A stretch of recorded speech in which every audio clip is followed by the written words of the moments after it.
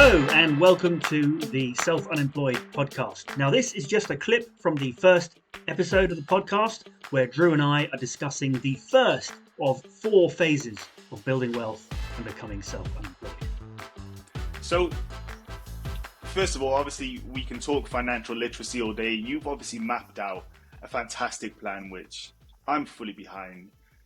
We've talked about the phases roughly, but I was wondering if you could explore it a little bit more. Talk to us about phase 1. Yeah. Okay, so phase 1, I call this to stop money working against you.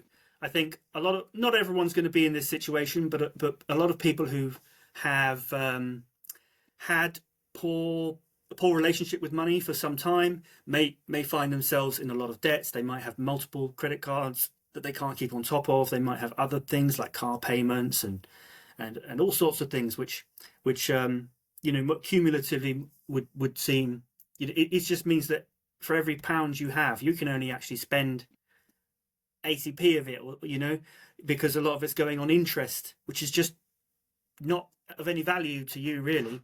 And it can end up being a spiraling situation unless you really make a plan and get on top of it. You can't just be in a situation like that and just go day to day, paycheck to paycheck, hoping it's going to sort itself out.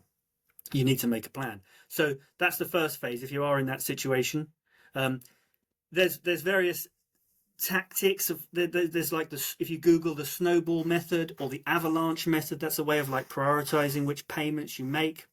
Now, this podcast isn't gonna focus too much on those phases to start with, but there is a lot of great content out there from people like Martin Lewis and other people, so I sort of recommend watching his stuff. I would love to try and get a few guests who are focused on people in that phase. Thank you for watching. Now, this was just a clip from the full episode of the Self-Unemployed podcast.